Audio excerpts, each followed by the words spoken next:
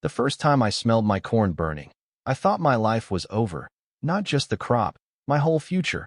I'm standing in the middle of 40 acres that used to be perfect heritage corn. Now it's a black battlefield, stalks shattered under my boots like broken glass, gasoline and smoke clawing at my throat. And I know instantly this isn't an accident. Somebody lit my retirement on fire. The cameras tell me exactly who. Clear night vision, 2 a.m. There she is, Brenda Ashford, president of Cedar Hollow Reserve HOA, parading through my field with a gas can and a grin like she's saving the neighborhood from an eyesore. In her head, she's just wiping out some cute hobby corn maze run by a clueless old farmer. She has no idea what she's actually done. Because this isn't a hobby, I'm Caleb Mercer, 52, former agricultural engineer for Midwest AgriCorp.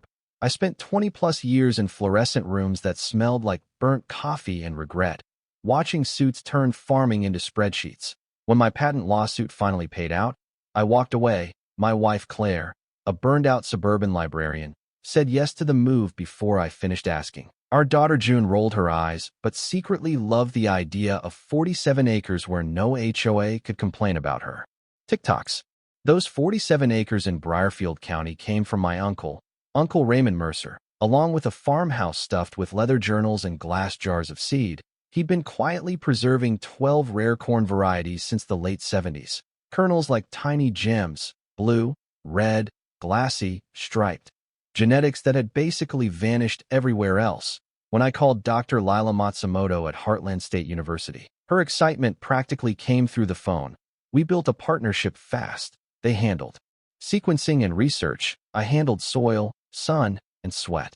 That's when I learned about heritage crop insurance, not priced by bushels, but by genetic and research value. For a $3,200 annual premium, my cornfield became a federally protected asset worth $2.1 million on paper, coverage for lost genetic material, research delays, seed bank reconstruction, the whole thing.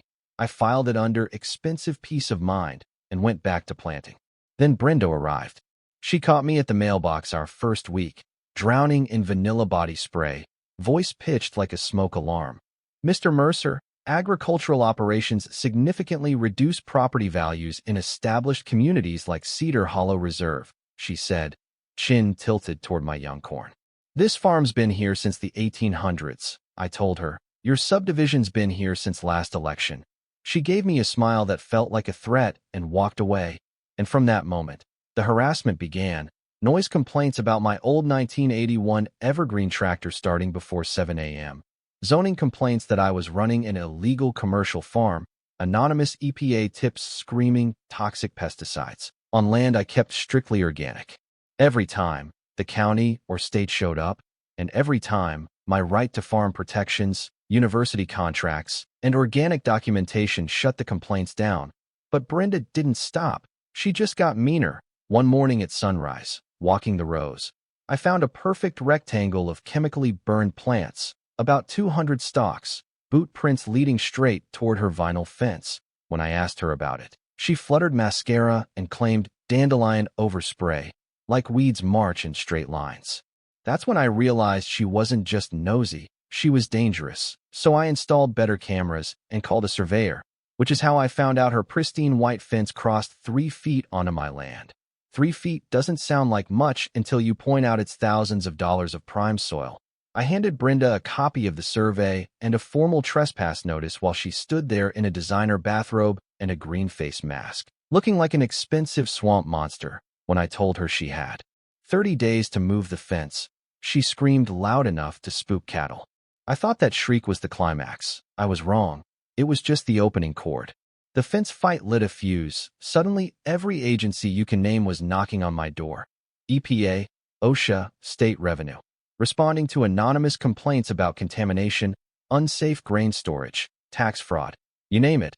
Inspectors tromped through my fields with clipboards and measuring tapes. And after all the tests, reports and photos, they all left saying the same thing.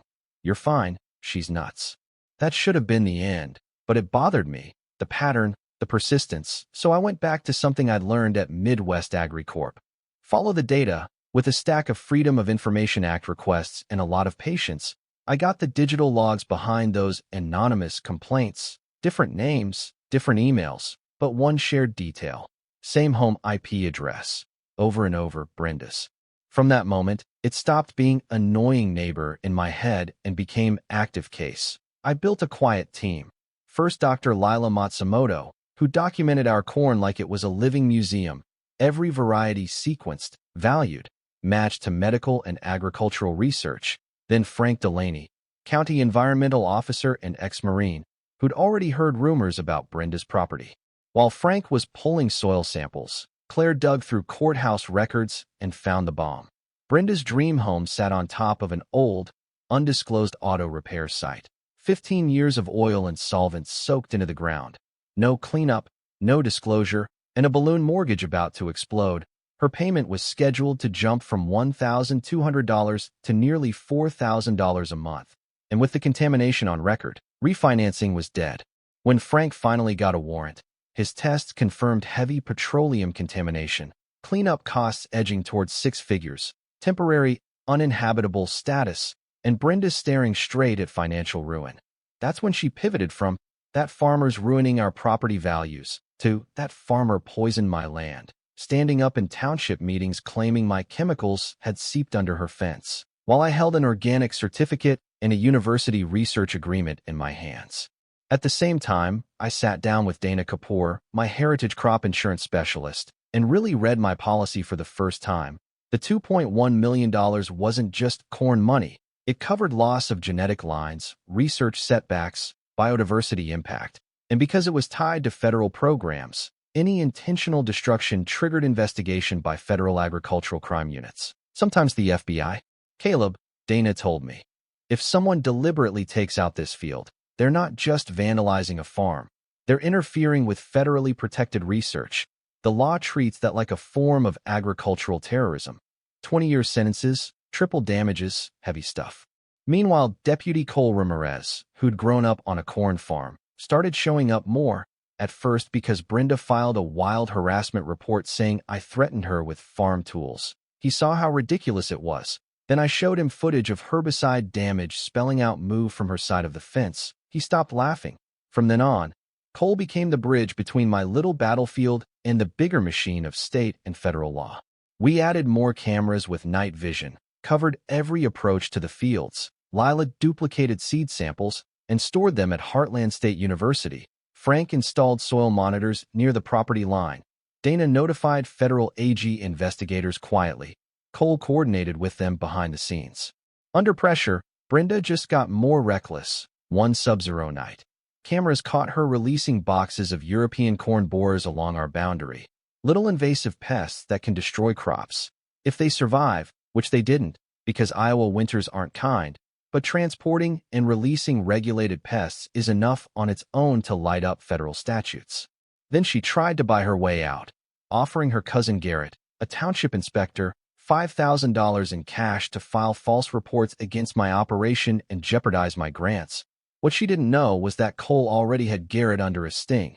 The whole conversation, cash, plan, motive, ended up on tape.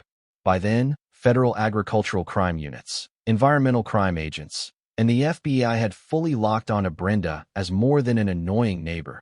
They'd traced her fake social media campaigns accusing me of poisoning wildlife, her anonymous emails to the university, her attempts to dump oil near my irrigation line and discover it later. Every move she made trying to frame me became another file in a thick, ugly folder with her name on it. She thought she was tightening the noose around my neck, but every swing just knotted it tighter around hers. By April, the whole thing was a powder keg. Brenda was staring down foreclosure, 6-figure cleanup, and a stack of potential charges, and she decided if she was going down, she'd go big. Taps and surveillance picked up her final plan. Recruit Garrett and her ex-husband Darren Cole, recently out on parole, gather gasoline and accelerants, and torch my heritage operation during the Briarfield Heritage Festival, when we'd all be in town, then blame it on faulty equipment and scream fraud until some lawyer listened. What she didn't know was that Dana had gone undercover, posing as a crooked investigator who could help her make the insurance problem disappear. In that recorded meeting, Brenda bragged about sabotaging my fields, manipulating complaints, and laid out the arson plan in detail, promising everyone would benefit once my place burned and the money came through. The night before the festival, under a cold, clear sky, federal teams were already in place. FBI Agricultural Crime Unit led by Agent Olivia Park, environmental crime officers, local deputies, all watching the farm. At 11:47 p.m., cameras caught Brenda, Garrett, and Darren slipping into my property with gas cans and ignition devices, moving from building to building, whispering about angles and escape routes. And then the world exploded in light and commands as agents stepped out of the dark. Weapons drawn, lighters knocked away. Those flames never got more than a few inches high before boots put them out. The next morning, the Briarfield Heritage Festival went on as planned. Over 500 people, farmers, families, researchers, state officials, walking between booths, stopping at my exhibit to see the rainbow of heritage corn. Dr. Lila Matsumoto explaining how some of these varieties hadn't been seen since the 1890s, how new grants, now almost $2.8 million, would expand preservation work.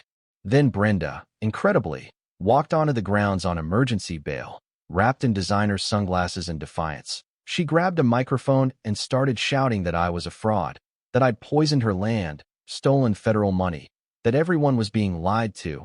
The crowd went quiet, not because they believed her, but because they wanted to see what would happen next.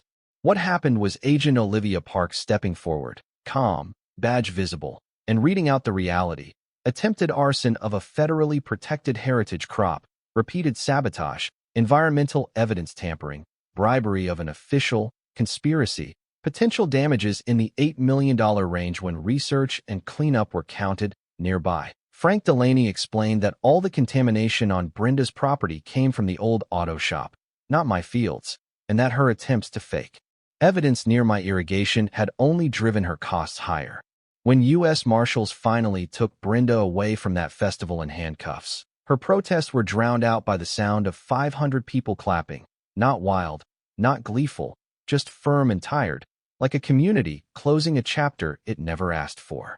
6 months later, I stood in the same fields where ash once lay, watching golden ears sway while students from Heartland State University and beyond collected samples and scribbled notes.